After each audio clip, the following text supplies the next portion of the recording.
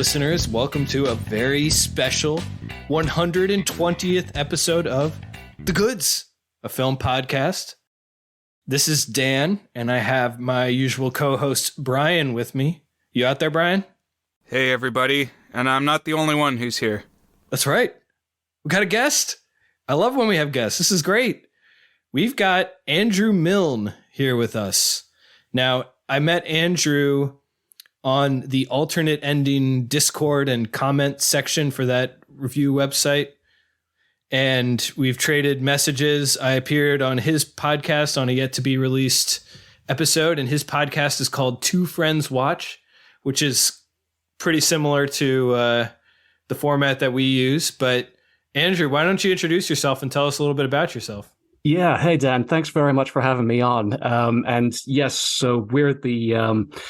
We had you on Two Friends Watch, which is basically our podcast where we do what you guys do, but not quite as well. I think I made that joke on that episode, but so yeah, that's us. So I'm joining you here from Scotland, and I was just joking before the podcast that you've had like biblical scholars on this show before, so I feel like I need to up my game. I'm not bringing any special qualifications other than like a fairly idiosyncratic taste in movies that I hope to explore together with you guys today.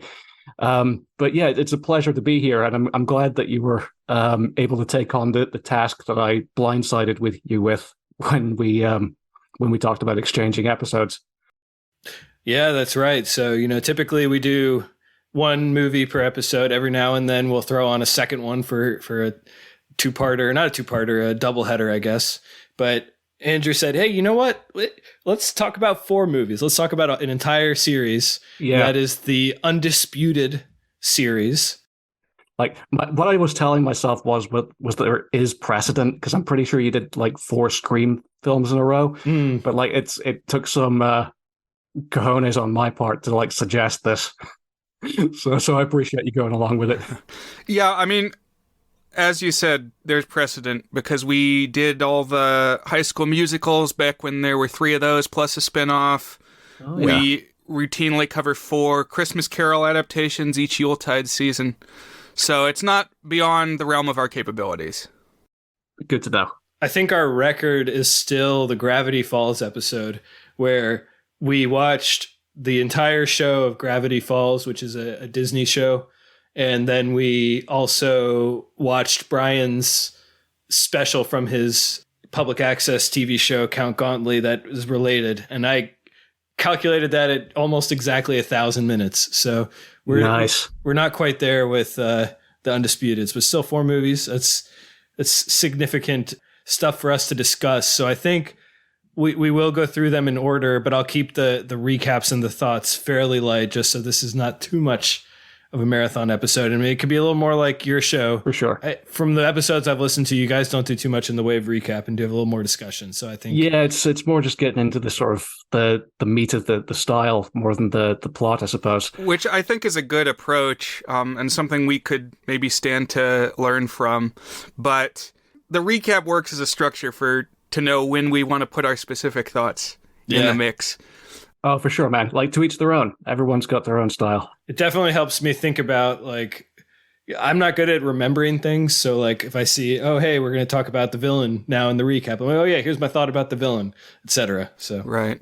And for a bit on the flavor of these films, listeners, I was thinking by the end of the 4th one, you could probably make a solid 45-minute supercut of just dudes roaring. Going, rah! I would not be surprised if that supercut's out there somewhere. I thought you were going to say punches to the head, Brian. Oh, yeah. People spitting out bloody mouth guards. Yeah. Have you looked up like just Undisputed film series on YouTube? It's wild. Like, there are some like compilation videos you can find of the fight scenes from these movies. Some of them have in the region of 100 million views. Wow. And yet no one I've spoken to like anywhere in my life has heard of these movies before I bring them up. I don't know how to account for this. It's like the Avatar phenomenon, but real. Wow. No cultural impact, yeah. No cultural impact. I don't get it. By the way, that's a If you follow any movie forums, there's like much debate about whether Avatar 2 would be a hit because Avatar 1 had no cultural impact, but now it's the third or fourth highest grossing movie of all time. So it's become kind of like a making fun of people who didn't think that Avatar 2 could have any success. There was a lot of good schadenfreude to be found by about the sort of third week of January. Yeah. So the Undisputed series, I guess you could call the prison boxing series, although it's not exactly boxing by the second and then on, and it's not always in prison. The fourth one is pretty much not in prison at all. Yeah, it went through a radical metamorphosis as it went. Yeah. So I guess we need to dig into that and just a bit of the history here, just to sort of fully understand what the hell's going on with these movies. Yeah, so the first movie came out in 2002. It was directed by Walter Hill, who I'm not familiar with, but based on reading about him, seems like he's kind of a journeyman director who's done some drama movies, a lot of Westerns and, action type movies. And so he kind of made this as a low budget, straightforward drama that happened to have some boxing as the setting. And of course you have some boxing set pieces. Pretty much. Yeah, Walter Hill, he's one of these directors whose star has kind of fallen. He had his whole heyday in the 80s. He directed The Warriors. He directed 48 Hours. He did Streets of Fire. Lots of these sort of cult hit films from around that era. He's just one of these guys who never really weathered the transition to the 90s and the 2000s that well. He's still chugging away. He released a film last year at the age of 82. Wow. But yeah, he's not really had the limelight since probably like the tail end of the 80s. I didn't realize he made The Warriors. That's the one where they say, Warriors, come out and play, right? That's the one, yeah. Oh, okay. I've actually met and kind of spent a film festival weekend with David Patrick Kelly, the character actor who clinks the bottles and says, Warriors! Oh, no way. I'll drop some pictures on the Discord. Wow. That's brilliant. David Patrick Kelly, also known as the guy that Arnold Schwarzenegger drops in Commando when he says, I lied. Oh, he's in Twin Peaks as well. Oh, he feels right for that part. So I guess I didn't realize Walter Hill, he'd done a little more than I realized because he also was involved in the Alien series. Looks like he wrote Alien 3 and he co-wrote Aliens. And 48 Hours, I feel like I've heard of that, but I don't really know anything about it. It was kind of Eddie Murphy's breakout film role after he was on Saturday Night Live. I think it was before Beverly Hills Cop even. So like him and Nick Nolte as a sort of buddy comedy. It's decent. It's a bit risque nowadays, but it's worth a look. Okay, interesting. But yeah, so amendment to what I said previously is this is a director of note. So although it does look like. I hadn't heard of any of the movies since Alien 3 that he did. He did something called Trespass, one called Geronimo, one called Last Man Standing. And then 2002 is when he released Undisputed. So, yes. So this movie stars Ving Rhames as George Iceman Chambers, a character who I gather you probably picked up on this is very obviously modeled on Mike Tyson. Yes. Yeah, he is Mike Tyson. To a T, basically. Pretty much. So he's a character who's a heavyweight champion boxer. He's got some sort of crazy record. I forget what the exact figure is. It's something like 47 wins, 42 by knockout, or something like that. Like top of the world, like world-class athlete who's just been sent down to do hard time in a California maximum security prison. Sweetwater, I think it's called. Yeah, I think that sounds right. Yeah, on a charge of rape. So, charming right off the bat that this is the sort of our point of view character. Inside this prison, there is I realize I'm nicking your plot recap. There is a prison fighting ring, a prison boxing ring, being sort of organized by a prisoner played by Peter Falk, Mendy Repstein. It's only after I just looked up the cast list that I realized, Columbo. Yeah, it's pretty crazy, isn't it? Yeah, it's Columbo here dropping F-bombs left and right as this old mob boss who organizes an underground boxing ring although they have like a full on boxing training facility and like a boxing, it looks actually like a boxing ring. Like if you were watching a pay-per-view fight, it's just that he always films it so that you can kind of see the bars on the corner of the screen. So you know that you're kind of trapped inside this place, but it just looks like a boxing training. And so I don't know exactly why it had to be in a prison, but I guess I was reading about it and he said, he wanted to do the Mike Tyson story as a movie. So yeah, there you go. But also have him be like a champion fighter or fight for a belt in prison. So yeah. Yeah. Peter Falk as last seen represented via a impersonation in Rich Little's Christmas Carol. Oh, no way. Oh, really? Was he one of the people impersonated then? Oh, Columbo was one of the characters, right? Yeah. Ghost of Christmas Future, I believe.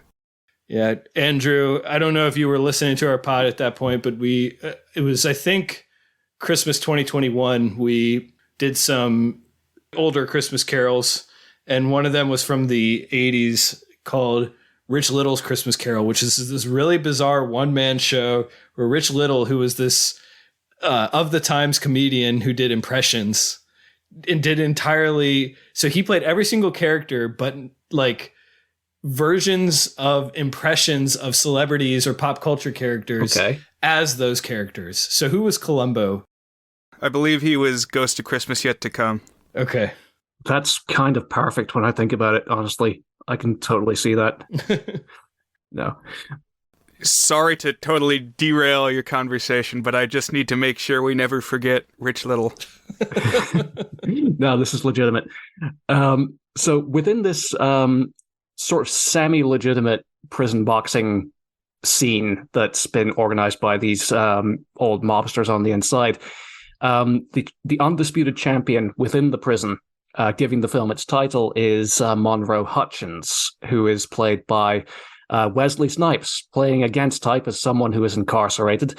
And basically, when Chambers rocks up into the jail, obviously he's causing a stir. Like he's this celebrity who all the other prisoners want a piece of, and obviously the mob, as represented by Ripstein, want to see if they can get a piece of the action, gets Chambers convinced to engage in a fight with Monroe and see if they can make a killing on the gambling side of things, which seems to be fairly lucrative. Gangsters making a killing on gambling and sort of stacking the odds against fighters will be the running thread throughout all of these movies' plots. And I found that, like, I couldn't always follow exactly what it was. It was basically like contrivance so that it made it harder for whoever the hero of the movie was. It was like, oh, you need to win, or all these mobsters are going to die. Oh, wait, but it turns out all these mobsters are actually spiking your drink or doing something to mess with you. So actually, they don't want you to win. And yeah, I guess that's to make it feel more prison-y, like you're subject to the criminal underworld. Yeah, there's always some sort of scheme to basically make life harder for whoever the hero or the underdog happens to be at any given moment. And it goes to some fairly tortured and convoluted places as the series goes on. This first entry, it's still fairly straight down the line because we're not really in sensationalistic territory yet. This is more of a sort of straight down the middle drama that happens to begin and end with these boxing sequences. So I'm actually curious where you guys came down on this. What did you think of like the direction in this movie? Because like Walter Hill is making some choices with the way he presents this story. At the beginning of the film, I was almost confused about who we were supposed to sympathize with. Because we get almost equal time spent with Chambers and with Hutchins. Mm-hmm.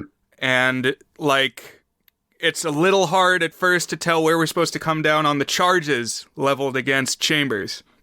Because he's, like, trying to discredit what the woman says, but then we get, like, the Barbara Walters interview with the woman, and she seems pretty genuine. And just the way he's acting towards everybody, it's like, oh, wait a minute, this is the bad guy. Like, this is not the good guy. I totally agree, and I'm glad I'm not the only one who feels this way. Like, there's two ways we can potentially like think of Chambers. Either he's been wrongly accused, in which case that's kind of a fucked up decision on a writing level, that the film sort of expects us to side sight unseen with the accused rapist, or he did do it, in which case it's kind of fucked up that our point of view character is an unrepentant rapist. So it kind of makes it difficult to sort of get invested in the character drama, which is sort of one of my top level problems with the film as a whole. I think Ving Rhames does a good job of sort of squaring that circle up to a point. He came to play in this film. I think he's giving a good performance. When he sort of describes his version of events, like, you believe that he believes it, if that makes sense. Yeah, I think I felt that way too. And he's definitely a large physical presence. I mean, I would buy that Ving Rhames boxed. Definitely. Like, he looks legit. Like, he definitely looks like he's sort of like on the tail end of a heavyweight boxing career. He's slightly, bit heavy set. He's not as toned as he might have been 10 years earlier, but he still like comes across as this imposing, burly presence. Like, he's visibly bigger than Wesley Snipes, which I think serves the film quite well.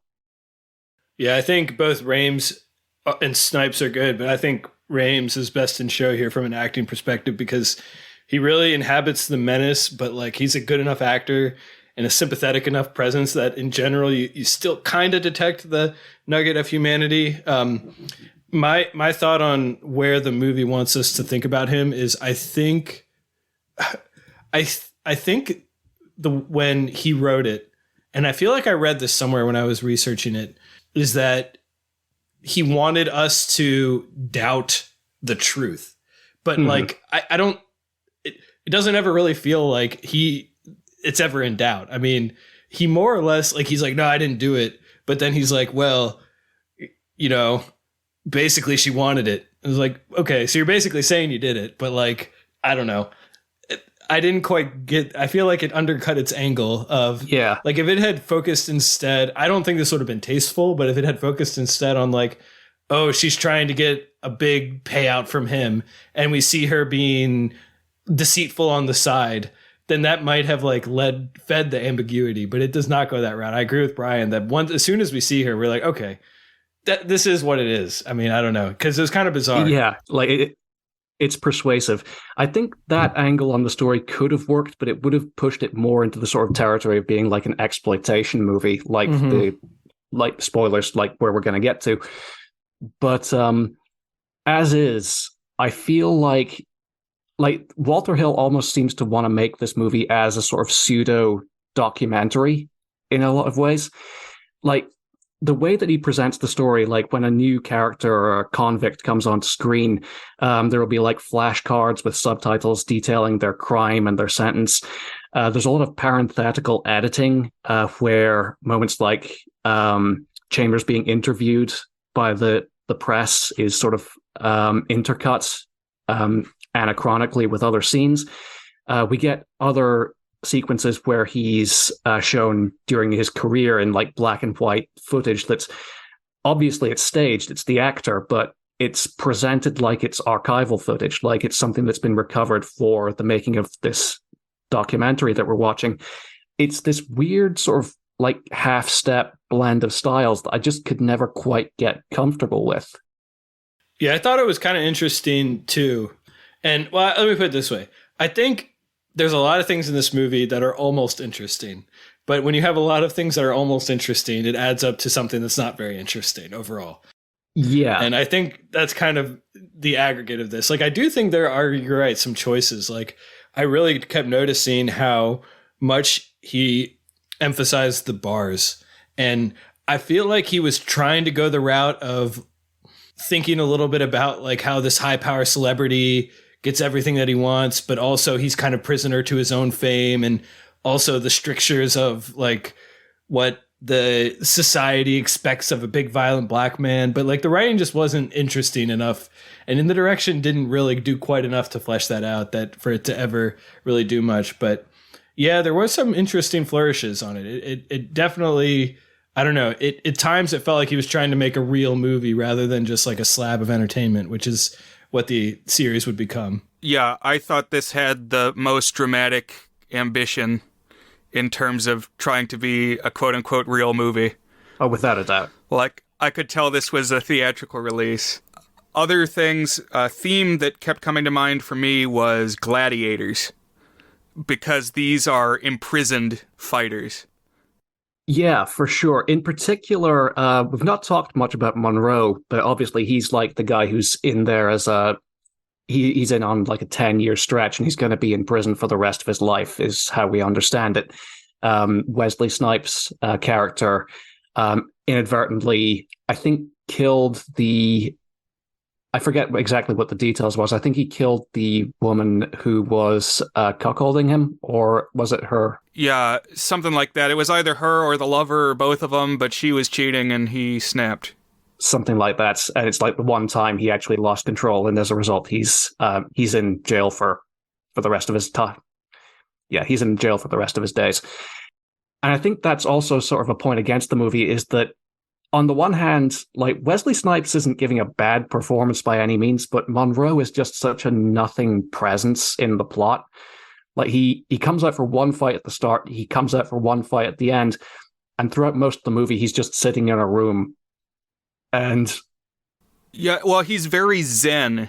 Mm-hmm. Like, yeah. They contrast him with how fiery and impulsive Chambers is, because Monroe sits in his cell and like builds matchstick models. Yeah, which is a neat sort of like character detail. Like, I like that. And as I say, like, Wesley Snipes, he's not doing bad by any means, but I just find, like, because Chambers is such a more dynamic, more active presence in the plot, that we can't help but sort of latch on to Ving Rhames and his performance of the character, even though he's sort of the villain after a fashion. I agree. And I think what the idea that he was going for here, he being Walter Hill, the director and writer, is that you have these two contrasts. You have the quote unquote free man, potentially falsely accused, who comes in, but he's like really the one who's undisciplined and out of control and needs reform. And then you have this other guy is in prison, but he's going to be there for the rest of his life. But he's like, he follows all the rules within the system. Like, there's we haven't talked about any of the other prisoners, and like, there's this kind of whole hierarchy and structure and unspoken rules that come up. And like, Wesley Snipes follows all of them, but Ving Rhames doesn't. And like, once they get in there, they're kind of equals, except really the one who's like the nobody who's stuck in prison his whole life is actually the one who has grace and nobility. But then I don't know. Again, it didn't quite register overall. It's like it makes stabs at that idea. No, I think you're right. There's a lot of quite half-formed notions that end up like adding up to a story that's just not quite there. So yeah, I agree. I'm pretty much on the same page there. Although I will give it this: final boxing bout is pretty good. I think the actual final fight between Chambers and Monroe is pretty solid. Obviously, it's presented more as a drama in the vein of something like Raging Bull or A Cinderella Man, as opposed to a highly choreographed fight movie.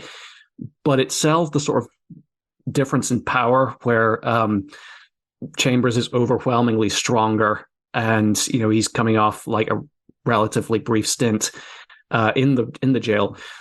He's got something like a 20-pound weight advantage, and you can sort of feel that it's just the sort of persistence and that sort of zen quality you mentioned, Brian, that's keeping Monroe upright and still punching like way past like any sort of limit he should be able to endure.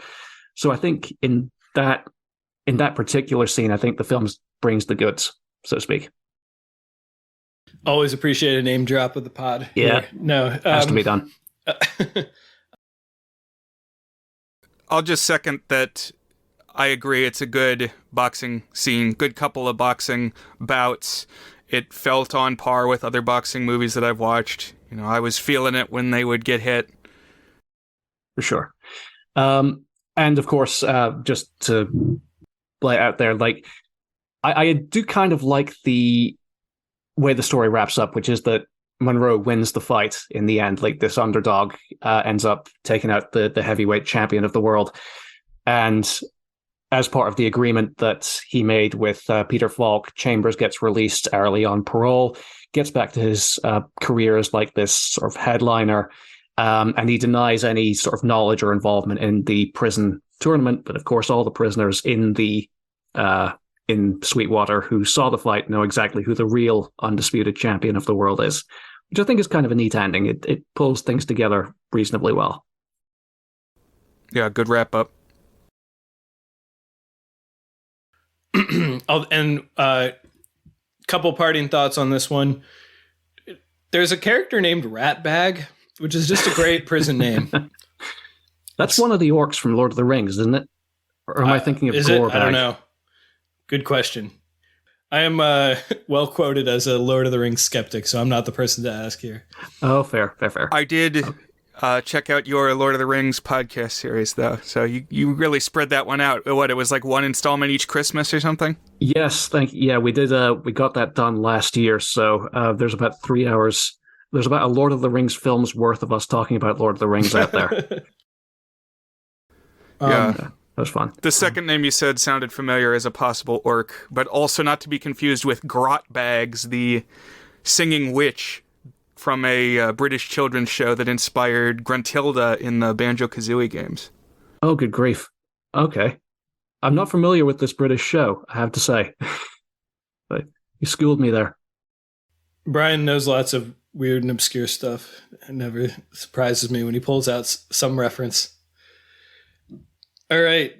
Any other thoughts on Undisputed 1 before we transition to Undisputed 2?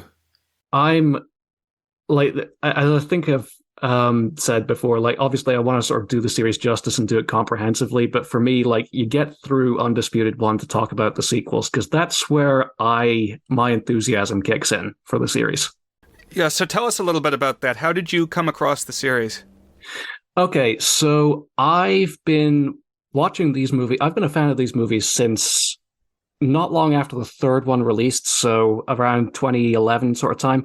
I think I encountered it at the time as sort of like through the YouTube compilations I mentioned earlier. Because you would find all sorts of like clip shows on early YouTube of like doing these martial arts dudes doing these spectacular combinations of tricks. And the clips from the Undisputed movies always stood out to me as being particularly clean and particularly impressive. And I think that's where a lot of people sort of like fall off the series. They'll watch these compilations and leave a like or leave a comment on YouTube. They won't actually seek out the real films. But I wanted to go a little bit deeper and ended up finding that I really appreciate these as like a martial arts nerd. And this is kind of why I wanted to bring them to you guys' attention. The first episode of The Goods I listened to, I got into the show like last year, was the episode that you did just in the wake of They Live with Will. I think it was your top 5 fight scenes.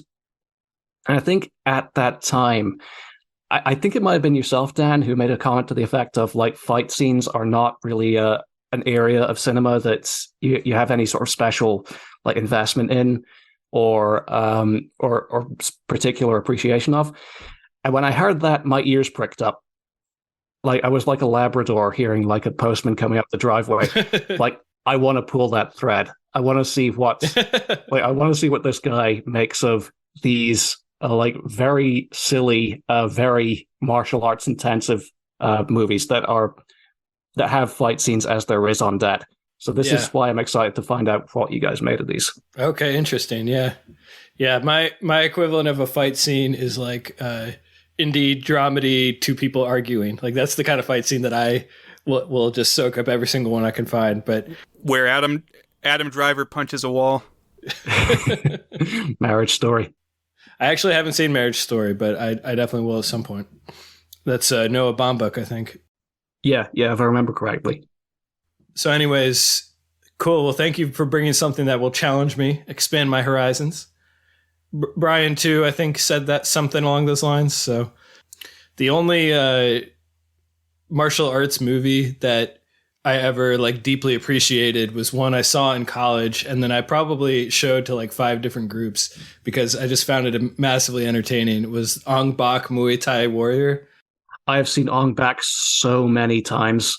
It's like the perfect movie to bring to a dorm and drink beer and watch. It's just very entertaining. I've done that exact same thing. I got my copy of Ong Bak on DVD when in my first year of university, and I showed it to everyone, including the people, like especially the people who weren't willing to watch it. Yeah. As for me, my background is I got my first DVD player Christmas of 2001, and it came with Crouching Tiger, Hidden Dragon. Oh, nice. So yeah. I'm familiar with that one. And then, more pertinent to our first film today, I've seen several of the Rockies. Rocky 1, I think Rocky 2, for sure Rocky 4, the one where he fights the Russian. So I was seeing some echoes of that here. Oh, certainly. Yes. So yeah, without further ado, Undisputed 2, Last Man Standing, which I only just realized as we recorded this, is also the name of a Walter Hill film. Oh, that's a good point. So yeah, this is a direct-to-DVD sequel directed by Isaac Florentine, an Israeli director who'd made several low-budget features up to this point. He actually cut his teeth coming to America on several episodes of Power Rangers. Whoa. The interstitial, like, American footage. Brian just smiled. I saw that. Yeah, with like Jason David Frank and Johnny Young Bosch, those guys. And you can sort of see like some of the visual sensibilities carrying over to this movie.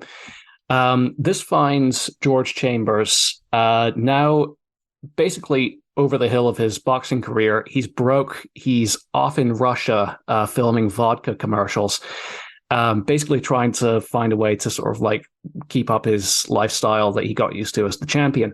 And he got recast. Yes, good point. He has been recast in this instance as Michael Jai White, who seasoned sort of direct-to-video like action star, legit martial artist. He is probably best known for almost having a Hollywood career when he played Spawn, but that was cut short by the fact that Spawn was awful. What's the funny movie he made that's like a play on blaxploitation? Didn't he? Black Dynamite. That movie is so funny. That's like some of the hardest I've ever laughed was watching Black Dynamite. I think if Black Dynamite isn't the funniest film of the 21st century, it's only because Hot Fuzz also came out in the 21st century, but Black Dynamite's one of my all-time favorites. Yeah, Hot Fuzz is great too. Yeah, like extremely funny film. So yeah, he's taking over from Ving Rhames as Chambers, not giving as nuanced or deep a take on the character as Ving Rhames was. He's just sort of bringing his sort of characteristic charm to the part when he gets framed by local authorities who plant a bag of cocaine on his possessions and use that as a way of basically shanghaiing him into a local prison, a local Russian prison, which has its own underground fight circuit with a heavily invested gangster gambling scene. One thing I want to throw in here. So I don't know if there have been any since you've been listening, but we have a semi-recurring feature on our podcast called Violent Ends, where we have 2 movies that have similar setups, but have very different endings, where one of them is usually quite violent and one of them is usually quite happy. We usually do a good job of finding pretty interesting connections. I think we've done it 3 or 4 times. But this one had me thinking you could do a Violent Ends with Lost in Translation, which the premise being you have an over-the-hill comedian in desperate need of cash flying to a foreign country to film a liquor commercial when things go haywire. And in the case of Lost in Translation, the way things go haywire is he gets to spend a week with Scarlett Johansson wandering around Tokyo. And in the case of Undisputed 2, he gets thrown in prison and has to join an underground martial arts ring to save his freedom. So, yeah. I like this comparison. I'm gonna need to do that as a double feature one of these days.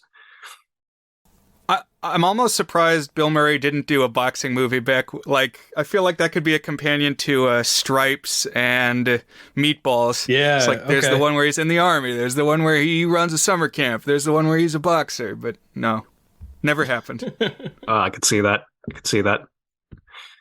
He's got the looks for it. I could picture Bill Murray as a boxer. He did do a bowling movie, Kingpin. He played the villain. Oh, nice.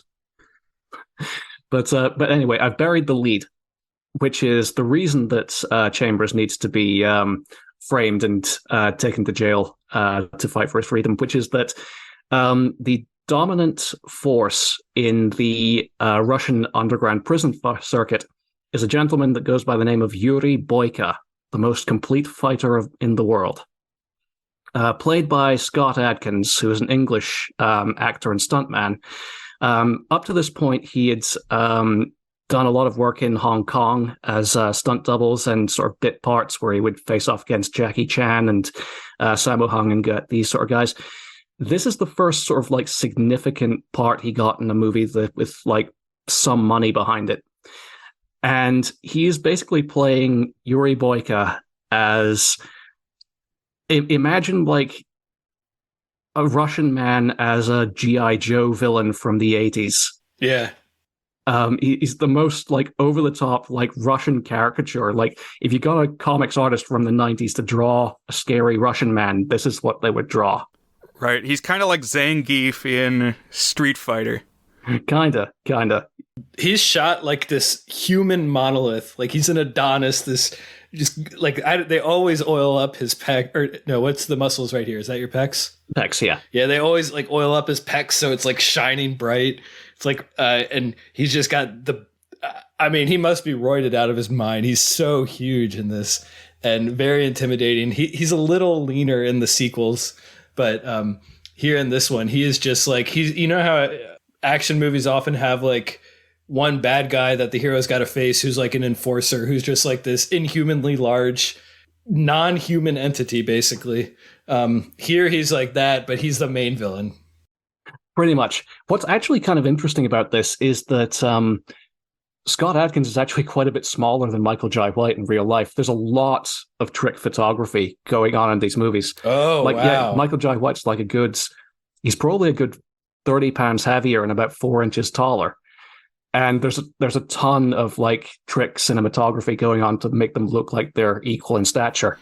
That's interesting because obviously then in the subsequent movies, as we're going to talk about, Boyka hangs around and they got to find people bigger than Boyka. So yeah, which is a struggle. But yeah, like Scott Adkins, he's a normal sized guy. He's like 5'10", and he, like, I don't want to accuse him of like steroid abuse, but like he bulked up so massively for playing this particular part. And it pays dividends because he's just such a compelling cinematic creation every time he's on screen. We're introduced to him beating the absolute living tar out of one of his opponents in jail, doing all these unbelievable sort of trick kicks and sort of acrobatic flips and what have you, and making them look absolutely savage. I'm curious, do either of you guys like pay any attention to like combat sports like UFC or boxing like in real life at all? No. Yeah, I can't say that I do. Does he have any background in that? I mean, I bought by the end that he had done MMA. No. As I understand it, no. He's always been a screen fighter. Yeah, they do have fairly persuasive choreography that makes it look like he could handle himself in the ring. And, obviously all these guys are in great shape and they do have martial arts backgrounds, but I don't think they've ever, certainly Adkins, I don't think has ever fought professionally. But there's a great construct you guys use on the goods, which is like when you talk about Quentin Tarantino dialogue, I think you've used this phrase a couple of times. It's like the conversations you have with your friends. And if you recorded 100 years of those conversations and only took like the funniest, cleverest parts of it, the fight choreography in the Undisputed movies is like if you watched 100 years worth of UFC fights and only took the highlight reels and used those to make the fight scenes. That's essentially what it looks like. These incredible slow motion glory shots of these high flying kicks landing with impossible precision. And this is what caught me onto the series in the first place. So I'm curious, like, what were you guys' responses to that? Have I made converts of either of you? So I mostly just found the transition between 1 and 2 of these movies super jarring, because it's totally different. Because, well, Chambers, this new actor that we've had Aunt Viv'd into the position, who is coming to fight Boyka. He's still using his fists. He's still a boxer, but Boyka is very much an MMA guy, like a kickboxer. And Full so body, he's flipping around through the air doing these fighting game kicks, and it's shot and edited completely differently too. Almost, I was feeling like a kung fu type thing. Like he's kind of hanging in the air, almost like Xena warrior princess, like defying physics to a degree. And it just felt very different from the more grounded drama of the first one. I mean, it's just a totally new movie. Yeah, I mean, it's like I found the boxing fine in the first one, not especially interesting, but here it's like everything is in service of the fight scenes. It's not a story that happens to have boxing. It's, hey, let's string together some fight scenes with a little bit of a story about how these are characters in prison, you know? For sure. Absolutely. And very just, whereas the Undisputed, it has some attempts at being more cinematic and like doing kind of interesting things with the compositions, like you were kind of talking about, different editing things. This one is just very clean. Like, let's make a really cool looking martial arts, like easy to follow, impressive fight scene. And like, that's the goal. That's the end there. It's, you know, it's not capital A art. It's like it's a cheesy, not necessarily cheesy. Like there's some art. That's not to say there's no artistry to it. Oh, it's cheesy. It's totally cheesy. Just all in fight scene thing. So, fight scene vehicle, I guess. But for sure. One thing that this does is, you know, we talked about how Chambers is here and he's essentially the hero, Michael Jai White. You know, we talked quite a bit about how in the first Undisputed, Chambers, he's kind of a co-protagonist, but he's also more of the villain, basically. Mm-hmm. So we have this villain who became the hero. So now we have a new villain because our old villain is the hero. And then we're going to see, spoiler alert, that the third movie, the villain of this one becomes the hero of that. And I was like, this is an interesting format, like conveyor belt for a series where you have the hero, the villain of the last one becomes the hero of this. It's like you can have an eternal spin-off. It's like, don't the Bachelor's TV shows do that? It's like one of the Bachelors becomes the focus of the next one for the Bachelorette, and then one of the contestants from that becomes the Bachelorette for the next one. Right, the like compelling runner-up among the contestants becomes the star of the next season. Honestly, I mean, this kind of happens in Rocky, where Creed is the villain in the first one and actually beats Rocky, and then they have the rematch, and then they're friends the rest of the series, and now we got the whole spin-off series focusing on Creed's son.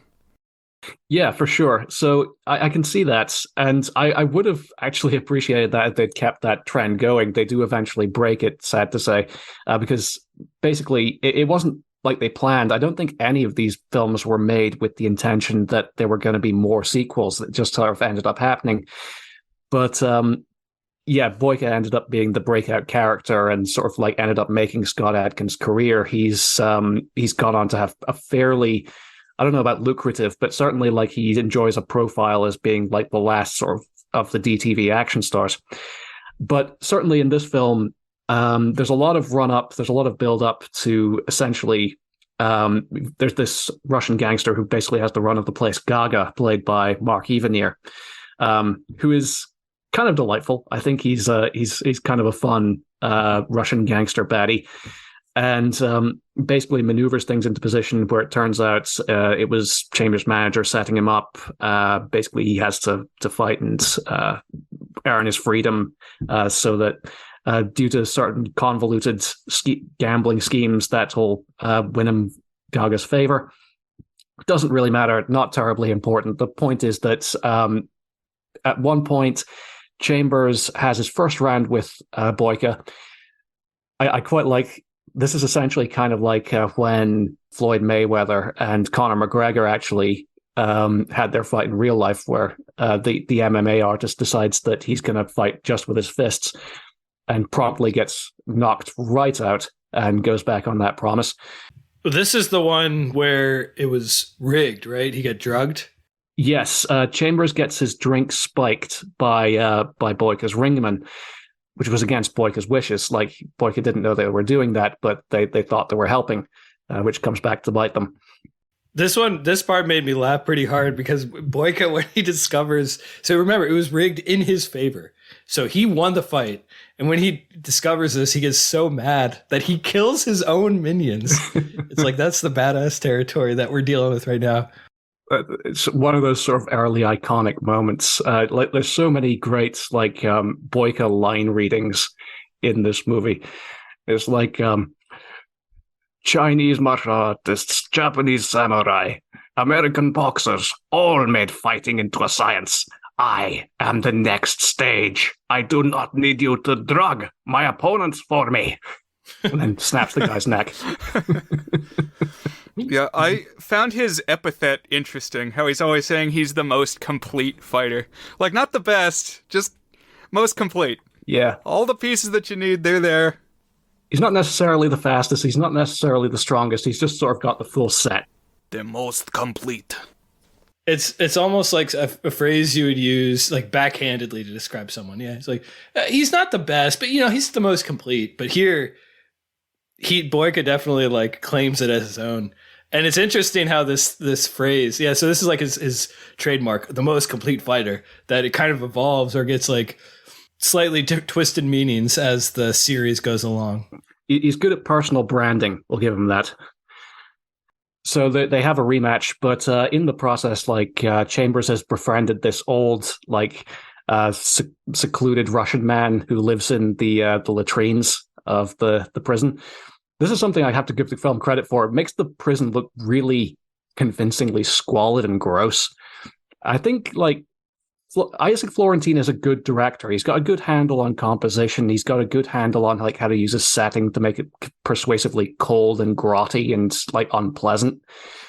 And I think he does leverage that quite well in sort of developing this friendship that develops between Nikolai and Chambers in the depths of this hellhole. Turns out Nikolai is this ex-spec ops Russian dude who knows how to break legs, even though he can't do it anymore because he's in a wheelchair and what have you. So basically, Chambers learns how to kickbox in an afternoon. Yeah, who would have ever thought that the mysterious man living in the depths of the prison who has a beard and who doesn't ever talk directly about his life very much actually has some very important secret that will help the hero win his fight. I know, it's great, isn't it? Yeah. Yeah, it's like wax on, wax off, but with a lot of shit. Literally, yeah. There's a whole scene. It's I don't know, it's for a scene at a time, it becomes a prison exploitation movie. And Chambers is being forced to literally shovel shit around the prison. And yeah, it's really disgusting. Yeah, the film fills in a lot of the blanks with just how it's like you say, it's an exploitation movie. It's Chambers getting made to take these freezing showers or made to shovel shit or being sort of chained up outside in the cold and the other prisoners aren't allowed to clothe him. It's how the film stalls for time in between the fight scenes a lot of the time is with these sort of scenes of depredation. Which is it is what it is. It's the filler. It's the package stuffing. But yeah. So Chambers learns how to kickbox in an afternoon. There's one really funny shot where Michael Jai White, he's working the heavy bag, and then he looks down and sort of notices these appendages below his waist for the first time, and oh right, hitting people with these extra two limbs that I possess, which I thought was quite funny. But they have their rematch, and he absolutely cleans Boyka's clock and snaps his knee. Yeah, I was kind of surprised. It never felt like there was any doubt who was going to win the finale. It was oh, here Chambers is rearing to go, and he just dominated.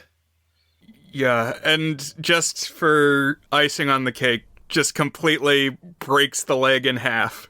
Really gnarly. Yeah, I completely agree, and this is the biggest complaint I have with the film. It makes like the final fight, this film would be automatically like a point better for me if the actual final fight that the whole proceeding had been leading up to actually felt like at any point Boyka had the advantage. Like, because as is, like, Chambers just dominates. Right. If there's any drama in it, yeah. Yeah. Which is a shame, I think. It's like the film sort of fumbles at the last hurdle because the choreography, like the technical chops are there, but they just sort of like the drama doesn't quite land like it should, doesn't hit as hard as it ought to. So let me ask you something, Andrew. So you obviously big fan of it. Sounds you didn't say this yourself, but I take it you follow MMA and boxing to some extent.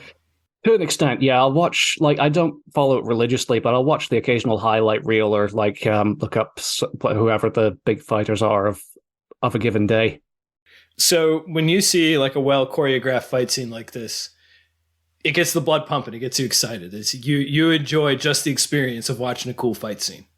Yeah, for sure. Like, completely independently of narrative context, I just like the sort of things that a human body can do when it's set to this sort of motion. It's like people will often use the sort of comparison to dance, but I think in some way fight scenes are more inherently cinematic because there's conflict baked into it, which is I just keep coming back to scenes like this just because, yeah, I appreciate looking at what these performers can do. Just without wires, without stunt doubles, in ways that I don't get from even something like a Mission Impossible. Like, you show me Tom Cruise jumping out of a plane, like, okay, he did it, but like they could have faked it. Like there's probably like processes available to the guys at Paramount to make this look as convincing as it was without having to like actually do it for real. When I see something like Undisputed 2, it's like it's the reality of it. You know, the physics, the inertia, the momentum, the mass. Like, you can't really fake that. There's something you're never going to quite touch with CGI or wires that comes with the performance of a well-toned, well-honed, well-practiced human body. For sure. Do you watch WWE or anything like that? I've never gone into professional wrestling. No, okay. It's, like, again, I appreciate the performers in the WWE from what I've seen of them. It's the sort of surrounding sort of like pageantry that I've never got into quite as much. So, as an aficionado of fight scenes, I guess I'll also ask you, when you see the, I guess the more physically intense and like brutal moments, like here when he breaks his leg at the end, or like when you see a hard smack and blood comes flying out of his mouth and then he's all battered when he gets down. I asked my brother about this, a different brother, not the one who's appeared on the podcast, and he said it's a little bit like spicy food. It's like spice isn't inherently a pleasant thing, but it like adds intensity and like some bite to the experience so that it just kind of charges your sensory experience a little bit more. I was like, okay, that actually kind of makes sense. Because for me, I just find it not very pleasant to see like a human being physically being mutilated. But like, I kind of get that it raises the stakes and it raises the intensity some. Spicy food is a good comparison, I think. Yeah, there's a lot like that. Because there are probably versions of fight scenes like this you can find where there's not very much emphasis on the physical contact, where there's not very much emphasis on the violence of it. And again, like, as you say, this is an exploitation movie at the end of the day. We're meant to understand this is like grueling and like a gauntlet for these guys to go through. So for me, there's sort of an inherent tension between, you know, making the body do what you tell it in tension with the body breaking down, is how I understand it. And obviously there's different kinds of fight scenes. Like this is a very different style from something like, say, The Raid.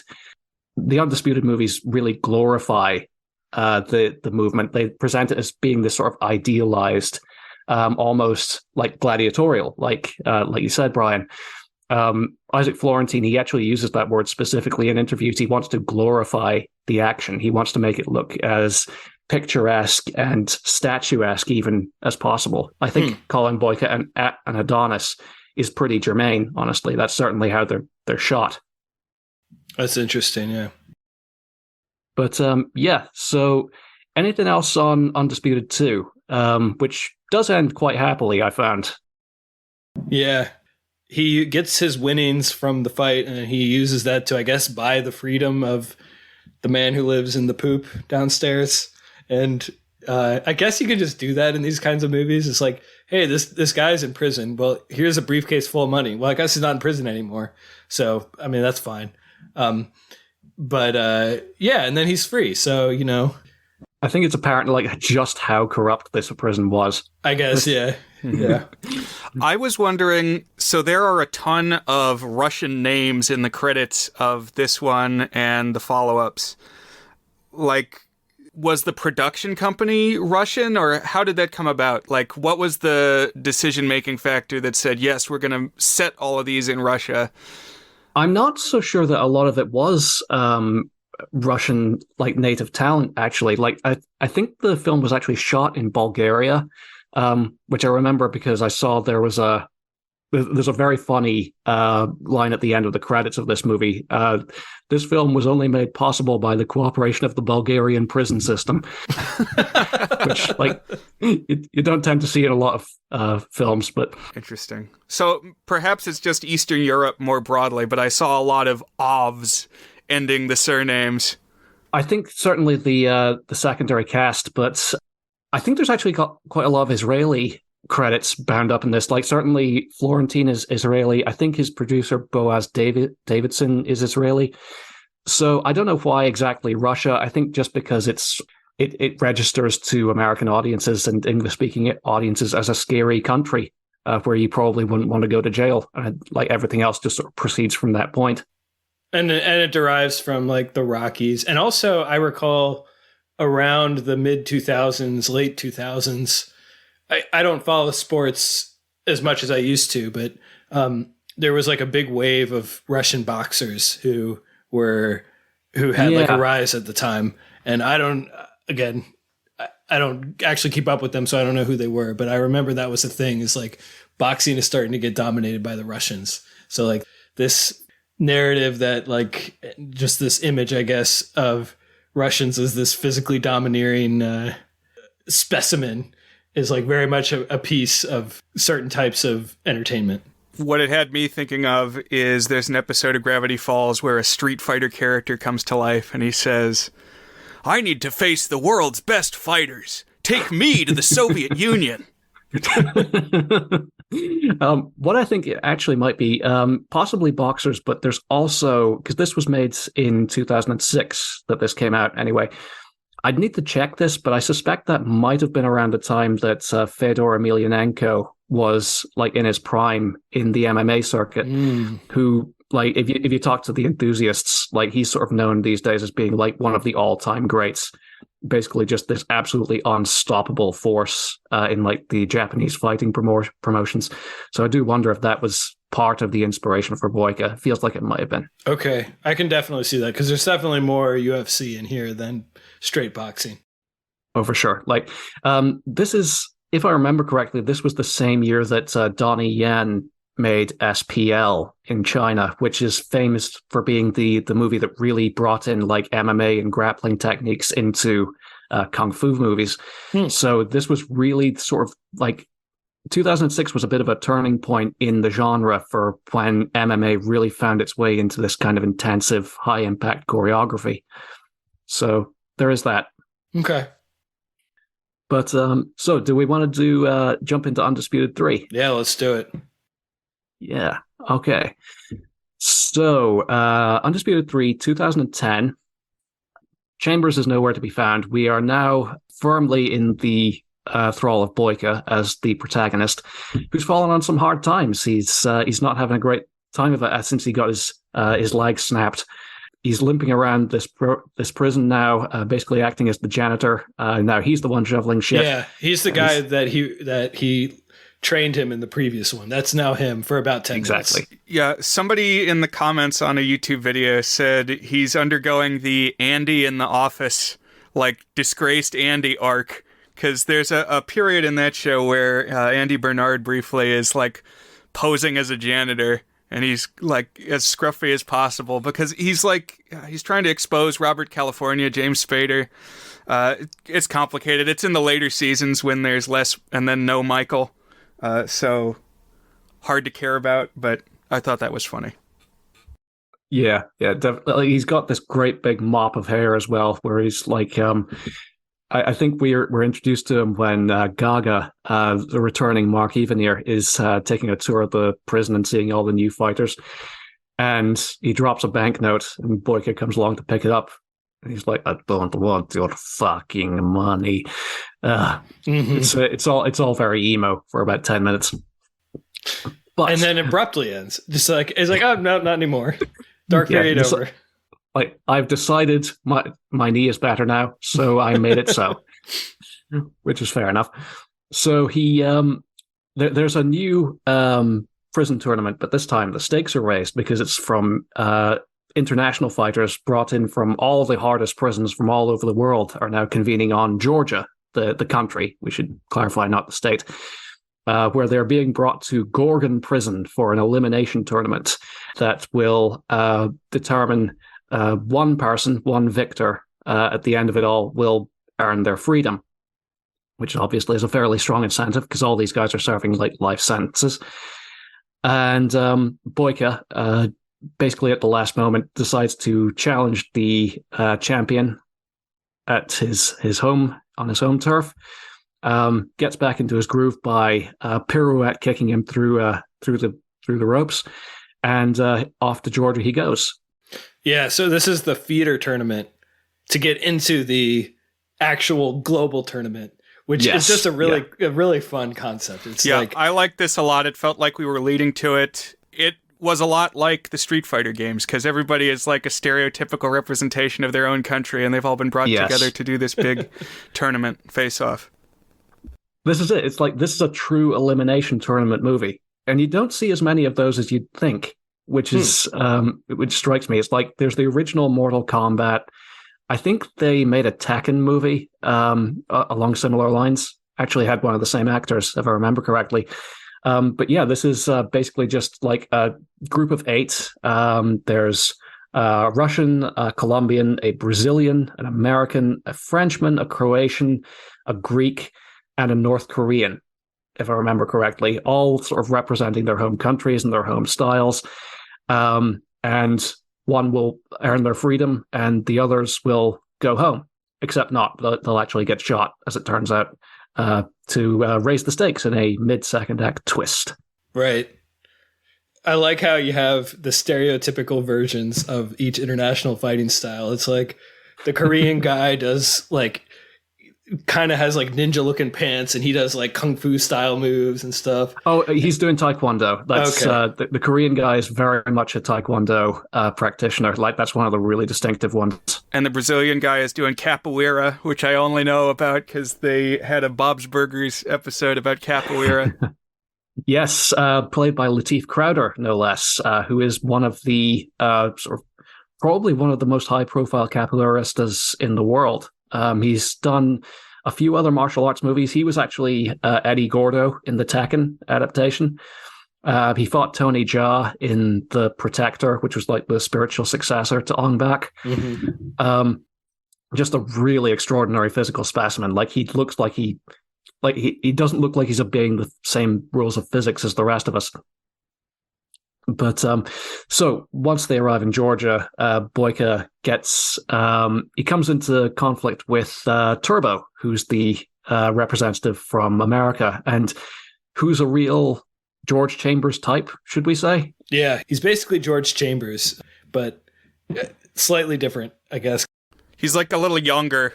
Yeah, and that's where his brashness comes from. And I don't think he's like an established champion, or maybe he is. I can't really remember exactly how they frame it.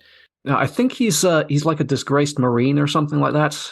Right, I know he's a Marine because he keeps doing the Marine slogan.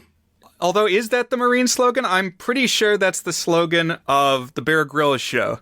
He says, improvise, adapt, overcome. I think it comes from the Marines, though. Like, I don't know if it's officially a Marine slogan, but I think it comes from there.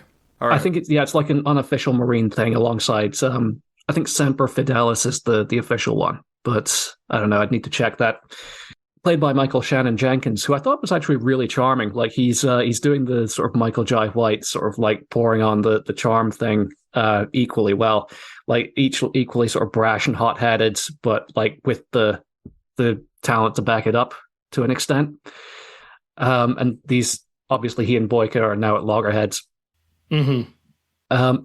This is my favorite version of Boyka, I should say. This is him in peak anti-hero form, where he actually does feel like he's humbled by his loss at the end of the previous movie, where he's like no longer like sees himself as like above everyone else by fiat. Like that lesson has been drilled into him. But he's basically got this really intense dedication to like fair play. And like he's still really, growly and antisocial and what have you. And he's still basically looking out for number one and brutalizing his opponents in the ring.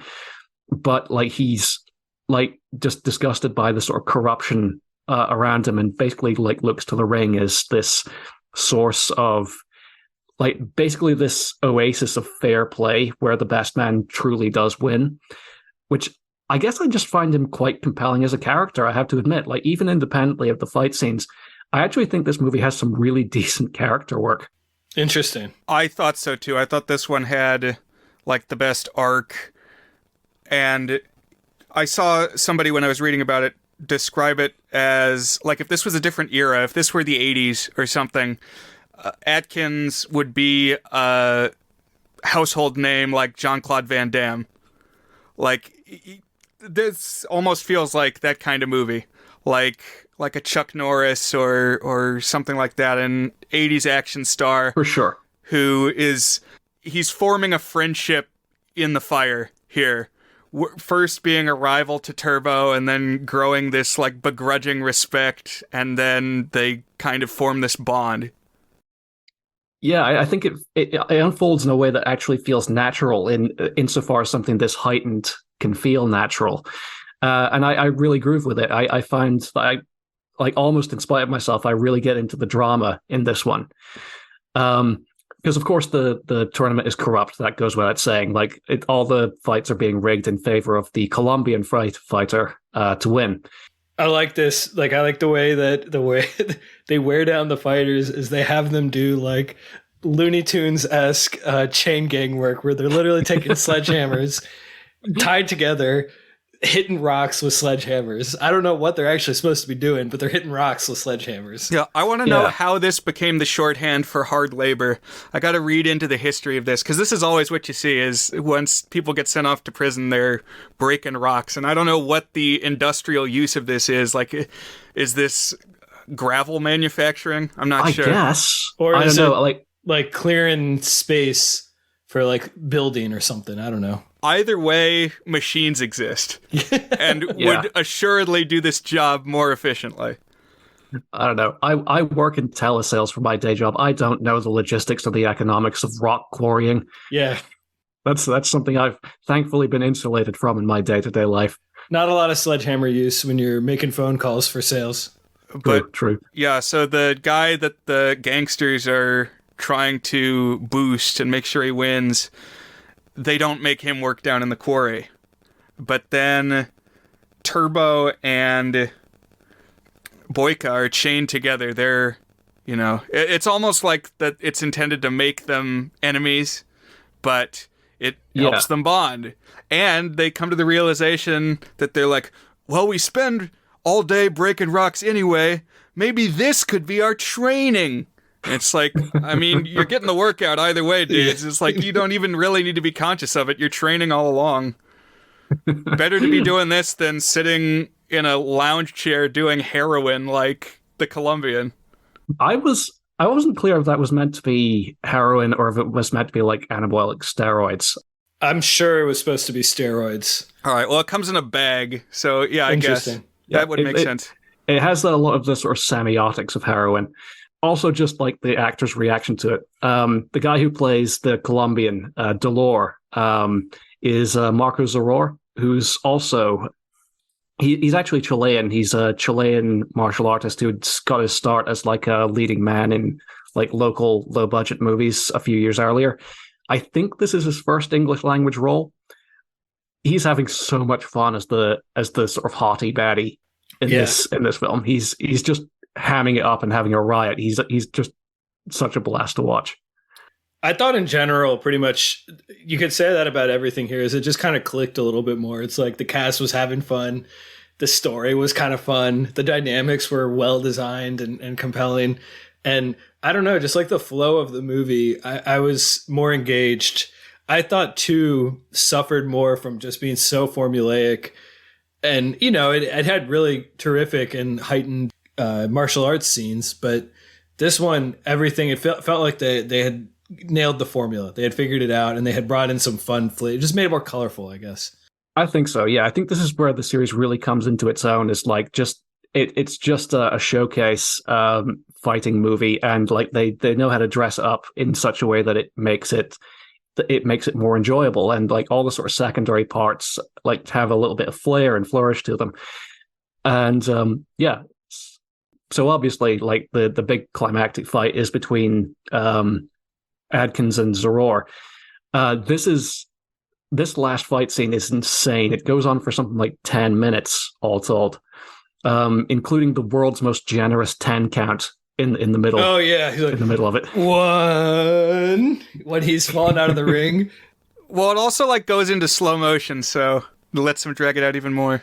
But I want to circle back to something you said. You said obviously the final fight is between the Colombian and Boyka, and I was like, yes. Whoa, that was not obvious to me. I was surprised that they went this route, because it seems like it's going to be Turbo versus Boyka. But then they started being friends. I was like, this is going to be interesting if they have to fight, if they're friends. But then we get that late second act twist where they use, I feel like this is like something that you would be aware of. Like if you have the hammer, you can use the hammer to hit the chain, and then they can run away. It's like, oh, they're chained to each other. They can't escape. Well, it was very easy to break the chain. You just had to swing the sledgehammer once. So I think they break the sledgehammer on the chain. That's actually a fairly resilient chain. Yeah. Wow. Yeah, they have to do it some other way. But, I mean, the other alternative is you could go the "Oh Brother, Where Art Thou" route, and anybody who's chained together can just run off together. But oh, that's true too, yeah. But yeah, basically they stage a prison break for Turbo, and he manages to get away. And since he's a Marine, he can live in the woods, yeah. Yeah. So, like, Boyka has to take on the final fight in his stead. Which is this absolutely grueling like he spends the first half of this fight getting the shit kicked out of him. It's great. Like Delore is like Marco Zaror is something like 6'5", and his limbs are about 4 miles long, and he's coming out with these insane like acrobatic like flip kicks that look like they would break you in half if they landed. But Boyka just like bears up, and he comes back into the ring. There's this amazing sort of mid-fight moment where he just sort of climbs back into the ring, just walks very slowly up to Delore as the crowd slowly starts to chant his name, and it just sort of starts to catch on and pick up. It's such a cinematic moment. Like, I think Florentine has said, the director, returning here from 2, he's very influenced by Sergio Leone. He really likes like The Good, the Bad, and the Ugly and Once Upon a Time in the West and those sort of westerns. And he sort of like does a similar thing where he uses a lot of extreme long shots and extreme close-ups and alternates between them very dynamically, and it makes the moment feel very heightened and very mythological in a way that I appreciated. It's a really cool scene over and above just the choreography, which is also top-notch. Something else I liked about the camera work in this one, or I guess it's the post-production, but everything seemed to kind of be color graded a little extra red. And so it really emphasized whenever anybody would like spit out blood, or there would be blood on the ground. It's just this like dirty reddish orange everything. You can really tell that 300 came out between 2 and 3. Oh, interesting. Yeah. Yeah. Because you kind of have like the dramatic, almost ballet-esque, like body smacked and pivoting to the side with blood, teeth shooting out. That made me think of the slow-mo violence in 300. Yeah, and also the speed ramping. There's very heavy speed ramping in this film, which sort of like goes back to what I was saying about the sort of glorification, like these sort of poses being held in midair. in these sort of like super balletic, like ways that look like they should defy physics, but it's not. These guys just can actually do that because they're talented. It's pretty crazy, yeah. Yeah.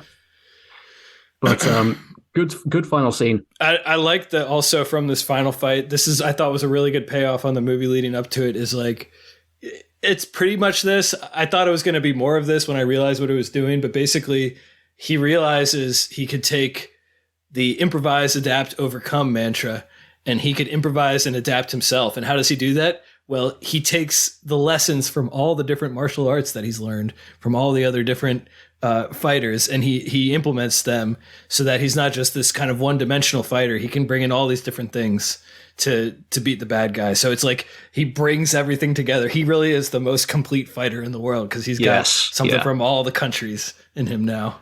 Although one moment where he's like using this lesson that grossed me out was, so remember in 2, it ended with him getting the horrible leg break. And so this is a weak point for him. And surprisingly few of his adversaries are actually like kicking at his leg, which obviously that's the first thing you should be doing. But the Colombian has cottoned on and is kicking at his leg. And so for the time when Boyka is down and you're wondering, oh, is he out too? He's like writhing on the floor with the hurt leg and it's like actually starting to bleed. And then he sees his shit mop sitting there and he's like, no, I'm determined. And so to bandage my leg, I'm going to rip the sponge off the toilet mop and tie it around my open wound. I don't know if that's sound medically. I think he also does it during the 10 count, by the way, or like he at least grabs it during that. It's like, wow. So you're getting all this inspiration. You're climbing back up. You're tying a bandage around your knee and you're walking up to the other guy all in this 10 seconds. Pretty impressive. Chekhov's shit mop. I like it. But so also like cool payoff just at the very end as well, which is Boyka basically the guards basically refuse to let him go. They say that because he freed Turbo, he has to bear the same penance and he has to get shot like the rest of the losers. So they take him out to the middle of nowhere, and the guards are preparing to shoot him.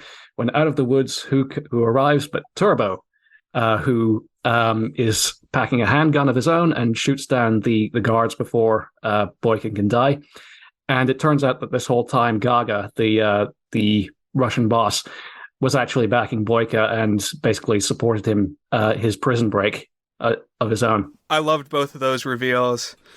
Yes. Especially Gaga. I mean, Gaga was a pretty minor character in 2, but he got a lot of funny moments in 3, and even had like a dark moment when you think he's betrayed Boyka, and that he's the one pulling all the strings, but then finally in this moment you learn, but he was pulling for Boyka. He's like, I put all my money behind you. I knew you were going to win. And then everybody's friends, and they kind of do like almost to the point of jumping into the air, and all three of them high five. It's an astonishingly happy ending. Like, it's Boyka limping off into the sunset, clutching a briefcase full of money, cackling to himself. I like how all these movies end with, you're free. Also, here's a briefcase of money. It's like, that's the conclusion. Yeah, it's like, what else do you want? Like, this is the thing. Like, they're actually very sentimental movies, like in the actual like outline of the plot, despite all the sort of like swearing and violence. Oh, you mentioned the swearing. So in the first movie, Peter Falk just says the F word constantly. Mm-hmm. And what was another thing that set apart the first movie from all the subsequent ones for me, I watched them all on Amazon, and whoever did the captions for the first one was like morally opposed to the swearing. And so they would just leave it blank anytime that the people swore. Oh. But not the case in the sequels. Whoever did the captions for 2 through 4, they would write it all out. So interesting. Yeah. Some more good Adkins as Boyka line readings here as well. Like, if I am champion of the toilets, what does that make you when I kick the fucking shit out of you? Some good profanity. Although Boyka never really loses his edge with just snapping at people and telling them, do what I say. I really noticed it in the fourth movie, which we're going to get to, is like when he's supposedly kind of reformed here after this third one, he's still just as much of he's still got his rough edges. Yeah. Someone you would cross the street to avoid if you saw him coming the other way, probably. Right. Right. But I liked what you said, Andrew, that he kind of believes that the truth will come out in the ring. That's where things are settled. That's where your true metal is tested. And so he's constantly wanting people to put their money where their mouth is. Like, don't talk about being great. You got to show it. Yeah. Mm-hmm. Yeah, which is kind of the essence of the character to me. And yeah, why I find him, like, despite how sort of two-dimensional, essentially, like, he's a great two-dimensional anti-hero, similar to someone like Kurt Russell as Snake Plissken, in my opinion. Like, it's not nuanced, but it is distinct, if that makes sense. Yeah. So anything else on number 3, guys, or do you want to talk 4? Let's talk Boyka Undisputed, the 4th one. So I guess it isn't, I mean, it is the 4th one. And I saw one marketing as Undisputed for Boyka, but the official title, where I've seen it a couple places, is Boyka, Undisputed. Yes. In fact, in the territory where I watched it, it's Undisputed Fight for Freedom. So like, it's one of these movies that's been given a lot of different titles depending on the market that it's released into for fairly arbitrary and specious reasons. But yeah, this is officially Undisputed 4, which was released in 2017, I want to say. Yep, 2017. And rightfully, this should have starred Turbo if we're going to go hero to villain. Or Delore. I could have gone for a Delore movie. Oh, interesting. Yeah. That's true too. That could have worked. But no, we're sticking with Boyka because he's the fan favorite, who is now living a free life in Ukraine, back when that was still possible, sadly. But basically, he's paid to have his knee fixed, and now he's trying to make his living as a actual, like, legitimate pro fighter in these sort of like amateur circuits, working his way up to the big time. Also, he has a very strong spiritual component in this one, which hadn't really come up before. And to the point that he's like giving all his money to the church, and he's friends with this monk. I think they're, Eastern Orthodox, like the Russian church. Yeah, Russian Orthodox, I'm pretty sure. I do think now I'm trying to remember, because in the start of the second one, I was getting the characters still sorted out in my head. But there's a couple of characters who have like religious things going on. Is he one of the ones who is like see him praying sort of at the beginning of the movie? Okay. Yes, I'm pretty sure that's the first shot we ever see of him in Undisputed 2. He's praying at this sort of little homemade shrine in his cell. So yeah, the iconography's been there right from the very start. This is really the first film where the actual like religious conviction comes into things. Where yeah, he's scared of hell, essentially. Like, he's wanting to make sure that he's redeeming himself on Earth in the time he has left. And this sort of gets kicked into overdrive when he's in the ring fighting another challenger, Victor. And over the course of a fairly grueling opening fight, he inadvertently kills the guy. Mm-hmm. Yeah, Victor just keeps coming back. Victor was not the victor. No, very much not so. But I do want to talk more about this this obsession with the religious aspect, because I do feel like it came up frequently in the series that the fighters would have these like religious conscience aspect.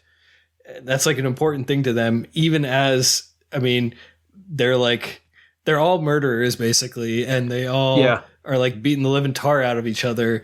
But then they also are like talking about God and how you must be respectful and stuff. And it was just a very interesting dynamic. I don't know. Yeah, I think to an extent that's partly an MMA cliche. There's a long-standing sort of like almost a running joke about like Latin American fighters who will be like very intensely religious. They'll have like they'll be covered with like rosary or cross tattoos and stuff like that.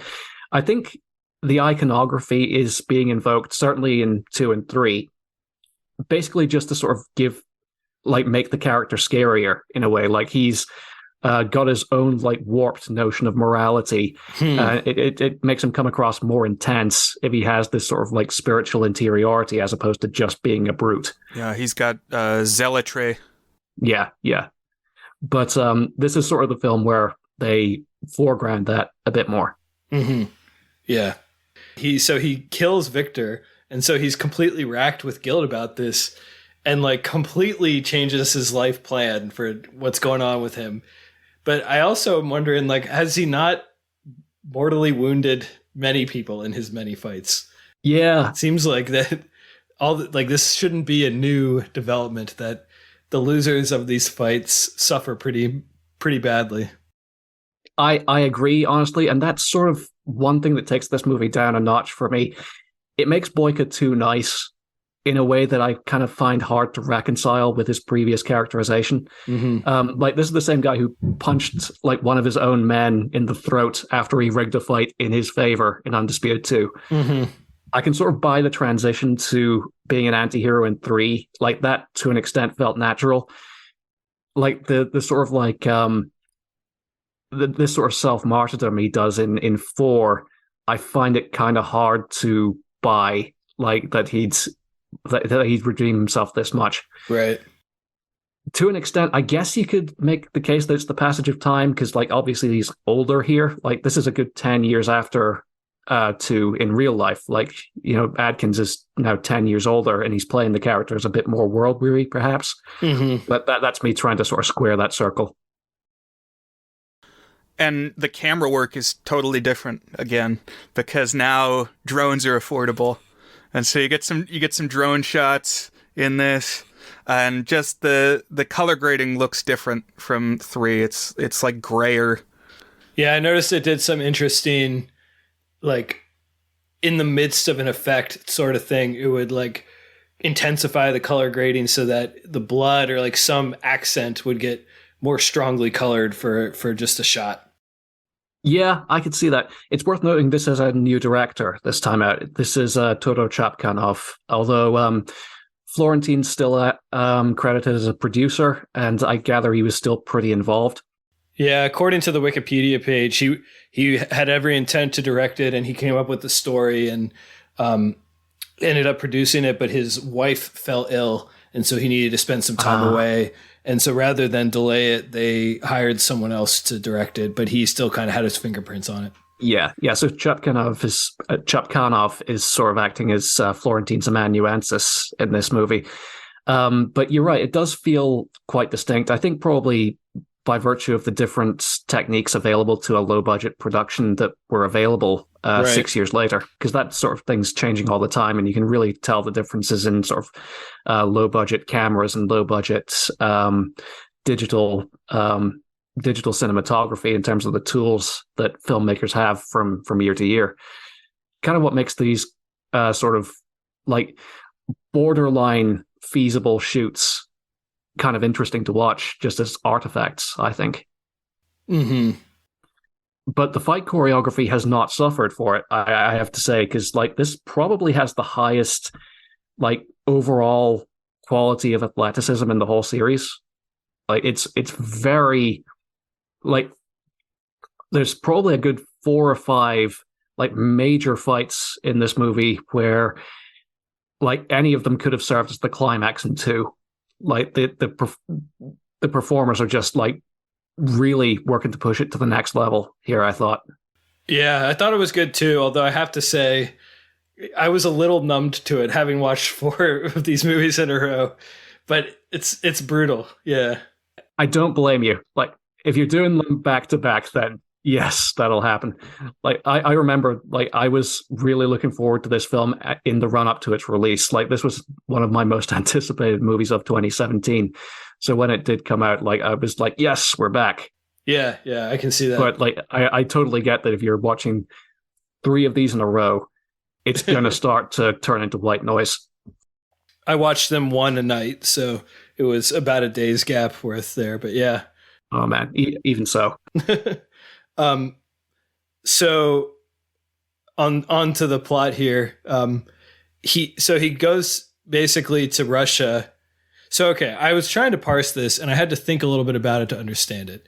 So he's in Ukraine at the beginning, and he's a free man there, but he's like an escaped convict from Russia. But it turns out Victor's from Russia, so he decides he's going to go basically try to make things right with Victor's family. So to do that, he has to go back into Russia. But when he goes there, he's going to be a fugitive. Yeah. He's going to be a fugitive again. Yeah. So if the cops catch him, he's back in prison. So he's basically putting his own safety, his own freedom at risk here to go. It's not exactly clear. So he has like a little letter. I don't know if it's like exactly what he's trying to do. I guess he's just going to go figure out who this person's family was, and if there's anything he can do to help them out. He doesn't really have a specific task at the start, at least that I can see. But once he sees what's there, he gets his task. It kind of feels like he could write a letter or something, or email. But I guess, I mean, he does make the offer of give his prize money to the family, and maybe that would be harder to do a wire transfer. But it's like if that's the one country you're not supposed to go to, really think about whether you want to go there. Yeah, I don't know if like Western Union services like escaped Russian convicts in Ukraine. I think you might have to jump through a few hoops to get that transfer approved. Mm-hmm. But essentially what we learn is that Victor's widow, Alma, has now inherited his debts to a local gang boss, whose name eludes me off the top of my head. Zorab, Zourab, Zorab. Yeah. Who I love Zorab. I thought he was the best. There's like a whole throughout the series. You have all these like people pulling the strings and like high up mob bosses and stuff. He was my favorite one. I thought he was really funny, and he just kind of had like a smarminess to him. I wish we had at least seen Gaga after his face turn in 3, but he doesn't come back. Yeah, I agree. Like I agree. I like Zorab well enough. Like he's a good slime ball, but I just wanted a little bit of Gaga back. Even a cameo I would have taken. The only person to be in 3 movies other than Boyka is the Russian warden guy, who's kind of this bald presence. He's like the MC of the sequel fight. Right enough. Yeah, I don't think we ever get that guy's name. Yeah, he was just called Warden on Amazon. Yeah. Also for Alma, pretty funny. Of course, she's the widow of Victor, the guy that Boyka killed. Mm-hmm. But also, she happens to have started a community center to help all the kids. Also, she's a scantily clad waitress at the mob boss's club. And also, she happens to be the quote-unquote favorite of the mob boss. Just so happens to be the one. And I guess like the way that they square all of that is they took out the big loan to make the community center to improve the neighborhood, but it still felt like you were kind of pushing a lot of personas onto this one character. It really does feel like they're lining up a lot of dominoes here in the first act, aren't they? But yeah. But anyway, so straightforward plot really. Boyka just makes a deal with Zorab to win 3 fights and beat his champion in exchange for Alma's freedom and having her released from her debts. And Zorab agrees to this, but he has to do the 3 fights on consecutive nights. And the ticking clock in the plot is that he needs to get on a bus back to Budapest for his like actual professional fight debut. But he has to win these 3 fights beforehand, and obviously that takes a lot of toll on the body. So it goes. Well, the wording is you got to win 3 fights and beat my champion. Yes, which does come back to bite them. Like I feel like as Faustian bargains go, that's fairly lame fine print in that contract. Yeah, it seems pretty straightforward when it's said. Yeah. This is like, just get this sort of thing in writing, or better yet, don't make deals with mob bosses in the first place. That's true. Although I say it got me. I didn't figure out what was going to happen. I was like, fair. That fight was pretty easy for what was supposedly the last fight. Yeah. I actually don't know if when they made the deal that the guy in charge had all his plan figured out. Oh, you don't think he's like, wait, I think what I said was blank, so I could frame it as blank. Yeah, that's honestly how I think it went. Yeah. I wouldn't put it past him. But yeah, so 3 rounds, each progressively harder. The second is against 2 fighters at once, which I thought was kind of a neat wrinkle. Really good sort of coordination between these two brothers. One who's played by Andy Long, and the other who is Tim Mann, who's also the choreographer of the movie. So pretty neat sort of 2 against 1 sort of fight, like two hyenas fighting a lion. The third fight is against Brahima Chabake, who is playing Igor, who's like this movie's like haughty, too big for his boots sort of kung fu guy. And that's a really good bout. That's a really solid sort of 4 or 5 minutes of really intense, acrobatic, like blow exchanging. I honestly kind of wish that Igor had been the final opponent. I'm not going to lie. So the whole structure of this is weird because they're constantly calling that obnoxious, talkative guy the champion. Mm. But we had already seen at the very start of the movie a different, bigger, scarier guy. And so I was thrown for a loop. I was like, what? This isn't the dude. There was that other dude. Yeah. And then they pull that other dude out as like a surprise twist, and you're left thinking, well, no, I figured he was going to show up because you showed us him first. See, I got tricked. I was the idiot here, because I was like, they showed that fight, and for me, the takeaway from the initial, like the opening fight was, this is just a fight club with like a lot of badass fighters. That's going to be an important setting. Not necessarily that we'd see that specific guy. Well, but then when he came back out, build up. He's like an orc. That's true. They've got him wild. In a Hannibal Lecter, like manacles and a muzzle. And I Googled the actor's name who plays. What's okay? So let's talk about what's the name of the final. Go ahead. Martin Ford is the actor's name. He's a 6'8", 320-pound bodybuilder from England, who is playing Koshmar, a cannibal rapist who acts as this film's final boss. So basically, the end of the line. In terms of now, does he rape people? Does he eat people? Or does he rape cannibals? I don't know. I'm pretty sure this is all like flavor text. I don't think any of this is spelled out in dialogue. I just remember this from the interviews beforehand. And so I Googled Martin Ford, and he is just as imposing in like when he's just a dude standing there as he is in the movie. He's ridiculous. He's huge. I looked him up. He towers over Brock Lesnar. Nobody towers over Brock Lesnar. That's ridiculous. Wow. But so he's the final boss, like the end, like of like the Undisputed Series tradition of large, tattooed, scary guys. And I've got to be honest. I think that compared to the Delore fight, I think Koshmar's kind of a letdown. Partly because I don't think they established him well enough in the movie as a rival presence to Boyka. Also because like Martin Ford, like he's a bodybuilder, he's not a martial artist, and like trying to present him like he's sort of like able to counter Boyka's agility, it doesn't look all that persuasive. Like I think Boyka's always the most compelling to watch when he's up against someone as agile as himself, because he's been characterized as a big guy throughout the series. Like having him fight a slightly bigger guy isn't super dramatically compelling. What got me here is that, so first there's the twist where the gangster says, I said 3 fights and beat my champion. Not that the third fight was going to be against the champion. So my champion is this big orc man, and you have to fight him right away. Every subsequent round in all the movies, they've had breathers in between, and all like legalistic discussions of, well, how long can I train before the next one? And this time they just say, and you're going to fight him right now, right after you just had that other fight. Yeah, that was like, oh, we're doing it. We're going. Yeah. Although in fairness, like right after he beats Koshmar against all odds, like he ends up just trying to shoot Boyka. So that was his backup plan. Right, it's still not over. First he sends in a bunch of guys to hit him with baseball bats. It's like, what the hell, dude? Jesus. He can't catch a break.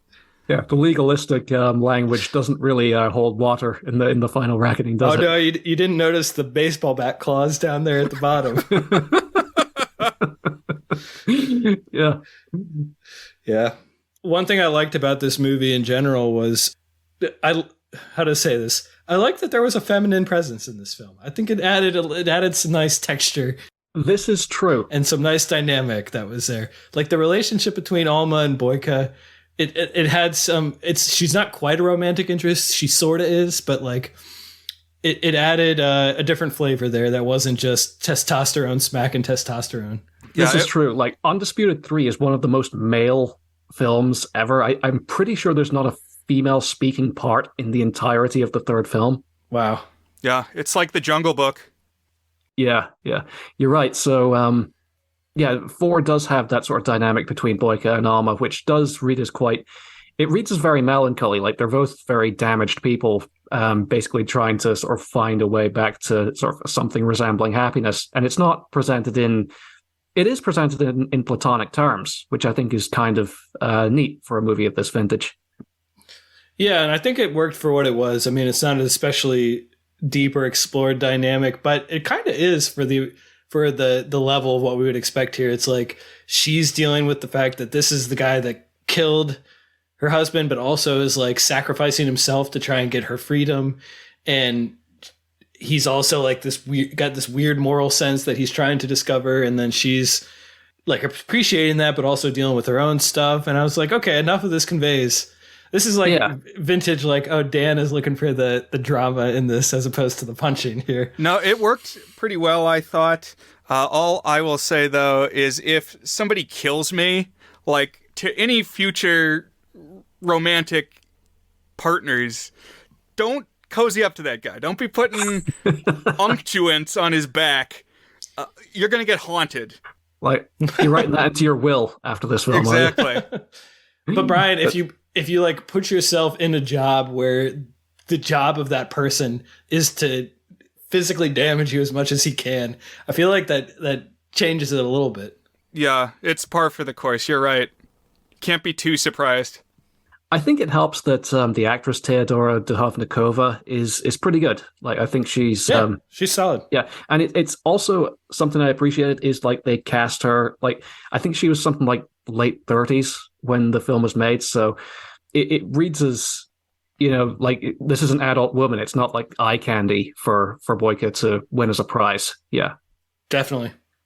But so that is Undisputed 4. Ends with Zurab dying to Boyka right before Boyka gets arrested by the Russian authorities and goes back to jail. That's right. Yeah. No, yeah, it's even better than that because, you know, Zurab has his minions beat down Boyka with a baseball bat, or multiple baseball bats, I should say. And then he goes out and he chases after Zurab. So I was like, uh-oh, this is bad. And he pulls out a gun and he shoots him. And Boyka's like, okay. And then just keeps walking and goes and strangles him despite having been shot in the gut.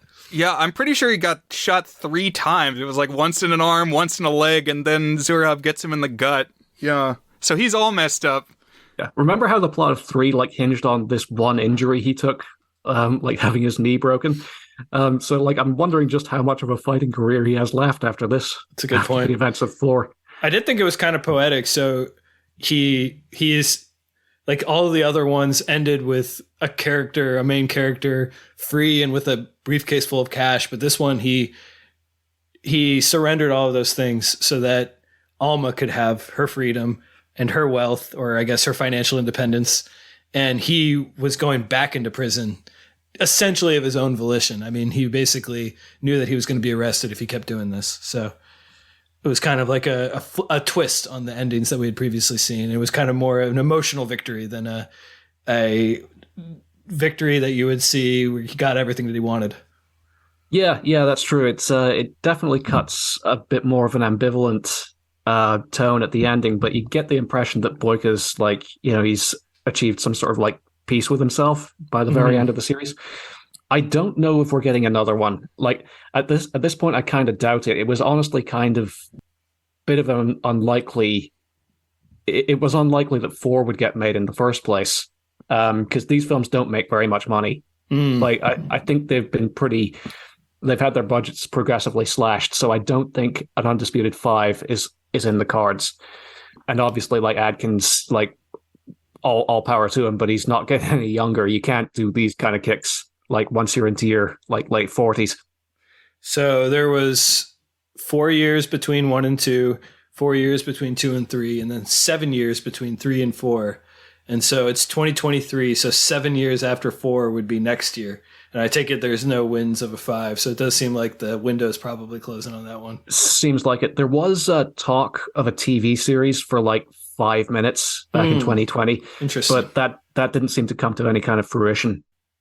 One thing that I don't think we talked about that I'm kind of curious now that we've kind of looked at the whole arc where we have the kind of bizarre drama first one upturning to a straight martial arts series afterwards. Why did they make Undisputed 2 a sequel to Undisputed when it's basically an entirely new movie? It has one carryover character who is generic enough that you could have written him in a totally new movie. What was the inspiration here?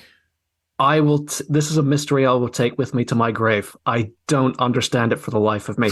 Because, I mean, it's not even like they're getting brand name recognition from having bought the rights to the series or anything, because the original Undisputed was a flop. Yeah. Nobody's heard of it nowadays who isn't doing an Undisputed series retrospective. Now, one thing I saw on, it might have been Wikipedia or it might have been some article I read, was that although it flopped in theaters, it became one of those movies that like was always on cable, and also you could always buy on pay-per-view at a hotel if you just wanted to like have, so like became like it had long legs in the pay-per-view and cable movie circuit, I guess. But still kind of surprising that it turned into what it was, an MMA series. Yeah, it's one of the more bizarre sort of ways that a series has evolved over time. Like this like cable staple, like not particularly well loved or financially successful film that nevertheless was made by a legendary director and featured a lot of high wattage actors, ends up having its cultural legacy completely eclipsed by its direct-to-video sequels. It's like I can't think of another instance of that like anywhere. Pretty bizarre. Yeah. But so yeah, that's the Undisputed series, man. This was this is a series that's quite near and dear to my heart, I've got to be honest. One that I've carried with me for a decade. What martial arts series or maybe directors would you place above Undisputed? Like if you're making your primer to Andrew's martial arts movies canon, where does this fall and what's above it? Oh man, that's a tricky one. I would say this is pretty high in my estimation as far as English language martial arts movies go. As far as like homegrown series are, in terms of like the real classics, it's all Chinese movies really. It's Hong Kong movies from the 70s, 80s, and 90s. In terms of series, in terms of IPs, the Once Upon a Time in China movies, the SPL movies, the 2 Drunken Master films, Police Story, basically anything that Jackie Chan directed from about 1978 through to about 1996 is, you can't go far wrong, really. Okay. But, oh man, like, yeah, ask me for a primer on like good kung fu movies one of these days. I can probably write up a dossier. Yeah, we got Brennan Klein from Alternate Ending to do one for slashers for us. So we could get you to do a martial arts one for us or a kung fu one or something for us. I will try and structure my thoughts in that regard. Yeah, take your time, but that would be pretty cool. Yeah, for sure. I don't know. Any other, Brian, anything that stray observations, uniting thoughts, anything you wanted to throw in here? I found it interesting that the series is called Undisputed, despite the only character who is truly never lost we left behind in the first film. Lots of dispute. It's true. It's like at one point Gaga says to Boyka, like, good knee, no knee. You're still the best fighter in the world. I'm like, I think like by the transitive property, Monroe Hutchins is the best fighter in the world, right? Yeah, do the family tree on that one. It's right. Like, this person beat this person, and this person beat this person. So, yeah. Wesley Snipes, man. That's who it is. That would have been a great Twisted 4. Wesley Snipes walks out as the final boss. Yeah, by that point, I'm pretty sure he was out of prison in real life. So that would have been kind of thematically, like, I don't know, it rhymes, as George Lucas would say. Yeah, it's like poetry. It's going to be great. But something else that occurred to me, and this doesn't really, like, it's not something that particularly impacts my estimation of 4, But I do think it's kind of interesting, like just as something to note, that a film that began starring Wesley Snipes and Ving Rhames, by its third sequel, has no black characters with speaking roles. Oh, wow, that's true. That didn't even occur to me. Yeah, because the first movie, I think maybe indirectly was trying to do a little bit of commentary on the image of a black man as a powerful celebrity. I think that's in there, yeah. There's hints of it at least. And then you're right. It's just an English guy playing a Russian dude, punching a lot of other white dudes. Yeah, pretty much. And kicking them and other forms of physical violence. But I mean, fair play to them. I don't think that was a decision that resulted from any sort of like inherent cultural bias or like conscious cultural bias. Mm-hmm. I think it's just like they were following the guys who kicked, and the audience wanted to see more of. Yeah, and that's where it was coming from. Yeah, I can see that. Well, I think I'm ready to rate these movies. Andrew, I assume you're familiar with our Is It Good, and are you ready to throw some ratings on these? For sure. Yeah, I've got mine prepared well in advance. Brian, you good? I've got my envelope. All right. So, Is It Good is our signature section where we each give the movie a rating on our 8-point goodness scale, ranging from very not good, which is a 1 out of 8, to our masterpiece rating, toward a good, which is an 8 out of 8. So what we'll do is we'll go 1, 2, 3, 4, and for each movie, we'll have Brian rate, then Andrew, and then myself. Actually, you know what? Andrew, you can go last. You can be the dramatic reveal. We want to hear what yours is. So it'll be Brian, and then me, and then you. Okay, nice one. We'll do it a little different. I don't know why, but we will. So, Brian, is Undisputed from 2002, directed by Walter Hill, good? To me, this one is good-ish, which is what we call our 4 out of 8 level. And this one was the most distinct. It felt like a theatrically released sports drama, kind of in the vein of a Rocky, with that element of the quirk here is that it's set in prison. Like, it is the prison boxing movie. Into its niche, yeah. Right. Yeah, it established its niche, that's right. And it just kind of had a flavor that persisted beginning to end, and then you closed the book, and it had that final line of, we know who the real undisputed champ is, and it seemed like it was done. Pretty good. I was about to give it a 5, but it's like right on the border for me. It's muddied a little bit by, like, at the start, it's kind of hard to tell who the protagonist is. Mm-hmm. But I think I'm comfortable giving it a high 4. So I'm going to say that this is a 3. This is a not good film for me. I was tempted to give it higher. Just I feel like it's in some ways it's a little more interesting because it's like trying to be a real movie with a little more thought and like overall cinematic craft behind it. There's like I don't know. As we said earlier, it's trying to be a real ass movie here, but I just felt like each of its components was not singularly interesting enough to quite get it into the good territory. I did like Rhames. I thought he gave a good performance. I like some of the directorial stuff, but the story never really built to anything. And you're right that the last moment is kind of cool, but I just felt like it was slow going and not especially rich getting there. So, you know, it's not good. It's not bad, but it just never got quite to particularly interesting or compelling for me. So I'm going to give it a 3 out of 8. Andrew, what about you? I'm right there with you, Dan. I'm right on a 3, relatively strong 3, probably nibbling at the heels of a 4.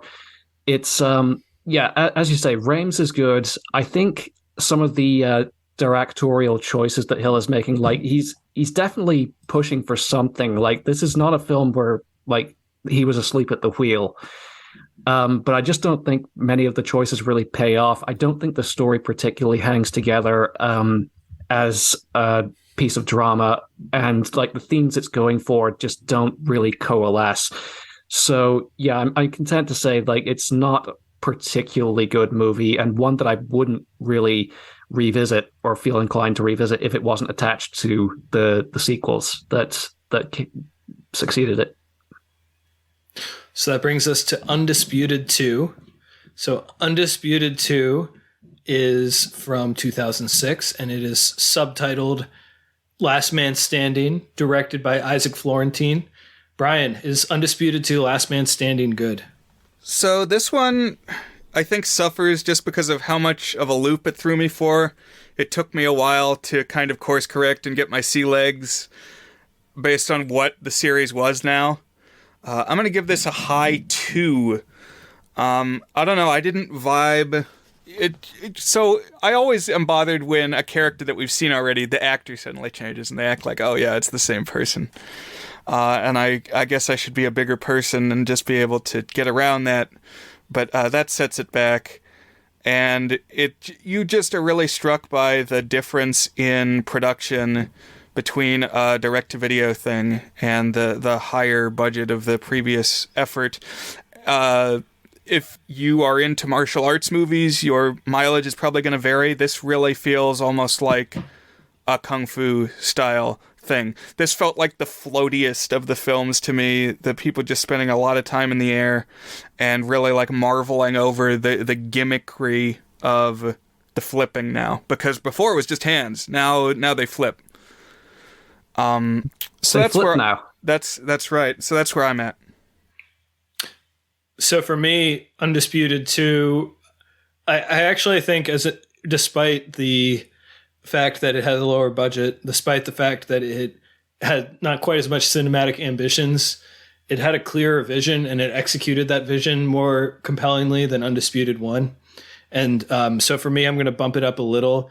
I still was really, the thing that got me down was just how formulaic it was. It really made it feel kind of corny, that like the way that each of the character was so heavily typed and outrageous, and the story itself didn't really build for me. I don't know why this one made my eyes roll where other ones didn't quite so much, but I still think the action is pretty compelling, the combat, and it just kind of knew what it was a little more, and you could feel that in the tone a little bit more. I'm going to give this one a good-ish. I think it's on the heels of a good movie and a good overall package. For me, it didn't quite get there because I thought it was kind of corny, but I really like Michael Jai White. He's really fun, even though he's recast. And yeah, I mean, Boyka had me laugh out loud a couple times with just how outrageously macho and badass he is.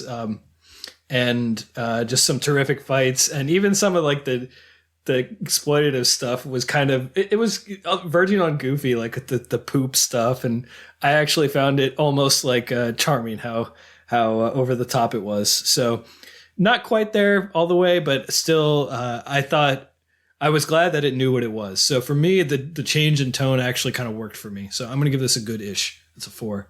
And what about you, Andrew? Awesome. Once again, Dan, I'm actually right there with you. I'm right on the cusp between a 4 and a 5 for Undisputed 2. I think it's really the series still in sort of its larval form at this stage. This is when it was still kind of working out where it was going henceforth. I think Michael Jai White's charming. I think Boyka is an extraordinary cinematic creation, and I'm glad that he got the sequels to himself. I think a lot of the plot setup is kind of contrived, and the action, I would probably bump this up a lot if the final fight actually delivered on the film's promises. As it is, it feels kind of anticlimactic to me. But there's a lot of good style. It lays the groundwork for the sort of type of choreography that the series would go on to perfect. So for me, this is just a very strong 4, just bordering on a 5. It's goodish. Cool. That brings us to Undisputed 3, Redemption from 2010. This is the one that brings in the fighters from around the world and has them in a tournament. So Brian, is Undisputed 3, Redemption from 2010, directed by Isaac Florentine, good? Oh, this was my favorite. I'm going to give it a high 5, almost into the very good territory. I really thought, I'd gotten used to the concept of where we were now with the series, and it felt like this international tournament where everybody's got the different flavors of fighting. It felt like we were building to this. And you've got, we had the prison fights in the first one, and then the prison fights are taking place now in a new country. And now it's almost like how in the last couple of years we've gotten wizard schools from the Harry Potter series that are in all the different countries. It's not just the one anymore. You know that everybody's got their institution, and now all the corrupt governments and all the corrupt wardens have pulled the strings to bring everybody together in the mix. And I liked the color, and I felt like they toned back the floatiness of the martial arts just a bit. Maybe that's just me getting used to it. But this was working for me, and so that's where it falls. What about you, Dan? Yeah, I'm basically at the same exact spot as you, Brian. You know, thinking about it, just putting this one rating above Undisputed 2 after we talk through it feels like it should be a little bit more of a gap, but I guess maybe 2 is a lower 4 and this one's a higher 5, because I really thought this is where everything clicked. It was just a lot of fun. It's just, you kind of had the best dynamics of the characters. You had the best tone. You had just fun variety in color and all of the combat. And I like Turbo, and I like where they went with Boyka. I feel like this, as Andrew said earlier, was kind of the peak Boyka right here. It was like where they really figured out both how he works as a character and how to optimize him as a fighter. And I thought this was quite good. So I'm going to give it a 5. Well, I just want to butt in for just a moment and say that this whole movie to me felt like the meme of Carl Weathers and Arnold Schwarzenegger holding buff hands together, like clasping hands. It's that like macho racial harmony at work. Yeah, I like that. I liked that relationship, the way that it developed. So, what about you, Andrew? Social equity through cage fighting. I like it. So this is perhaps where I put myself out on a limb here a little bit, because I've got the rating my head wants to give it and the rating my heart wants to give it. But just given that we've spent the last couple of hours talking about it, and that this has been sort of my, what would the word be? Missionary project. I'm full of missionary zeal for the Undisputed series right now. Yeah, shoot your shot. I'm going to follow my heart. I'm going to give this a 7. I think this, yes, I would use the phrase exceptionally good for a film of this vintage, for a film made out of ex-stuntmen who've never went to acting school, for a Israeli-born director with access to a few interior sets and a gravel quarry. This is like the best possible realization of what you have with those parts. Like, this is the best D to DVD action movie that you can make with those sort of ingredients. And I think that's really remarkable to see. It's like it's making the absolute most out of a film of its own vintage. Like, I love the characters. I love the performances they're giving. I love just the incidental flourishes. I think the last fight scene is literally an all-timer. I would actually put that in my top 10 fight scenes ever made. Wow. And I love the ending. So there's really nothing here I would change. No notes. 7 out of 10, exceptionally good. 7 out of 8, yeah. That's 7 out of 8, I beg your pardon, yeah. One scene we didn't talk about is they go into solitary confinement where they literally are completely composed or surrounded. They can't sit down or anything. And Turbo's like, I gotta poop, man. I gotta poop. And then finally he poops it down and he rolls it out his pants leg. That was in this one, right? Wasn't that? Or was that in 2? Right. Yes, it was. Oh, God. Yeah, he's got the rats nibbling at his feet and the sort of improvised Iron Maiden. Yeah, it's that kind of film. Yeah. All right, that brings us to the movie that I have in my notes as Boyka: Undisputed, the 4th in the series. As we talked about, probably goes by a couple different names depending on where you saw it listed. This came out in 2017. A new director, Todor Chapkanov, and Brian, is Boyka Undisputed good? So this one for me gets a 4 out of 8, another good-ish. I think I would put it slightly behind the 4 I gave the first one. It has some of the same charm as the third one. I think we understand Boyka as a character now, and he's continuing that redemption arc. obviously he's got the mission now of like fighting to keep this woman free, which is new, and like gives him new purpose, and it's kind of platonic, just like a good guy Boyka relationship in a way that we hadn't had, and the style that the film is shot is different. It's gritty. This feels much more like a digital video project. It's got that drone aspect. It feels more contemporary. But I don't think it reaches the high heights that 3 does. Like, I thought 3 kind of brought things to a good ending. It didn't necessarily need more, but I like overall what they did with the 4th chapter. Yeah, for sure. Yeah, for me, this is like right on the 4 and 5 fence. I actually liked some of the new things it brought in with bringing in Alma and bringing in this. I liked this Zorab guy. I seem to be more fond of him than either of you were. I thought he was a just kind of fun, campy presence as the big bad who kept moving the target for what he had to do. And then he sent in the guy with the baseball bats as the capper. And yeah, I mean, I guess the only reason I'm going to give it just below a 5 is it's kind of hard to pin it on the movie itself. Maybe if I had watched it in the same frame that Andrew did, where they had been movies I had seen a while ago and I was excited about the next one, my hype would have been a little more fueled and I would have landed on the 5, but I just felt a little bit numbed by all the violence, and it's just like the overtopness of it just kind of wore me down. So in spite of bringing in things that I liked, I'm going to mark it below the previous one. I'm going to give this one a goodish, on the upper end of the goodish. So for me, the ranking is definitely 3 at the top, and then 4 is my second favorite, and then 2, and then 1.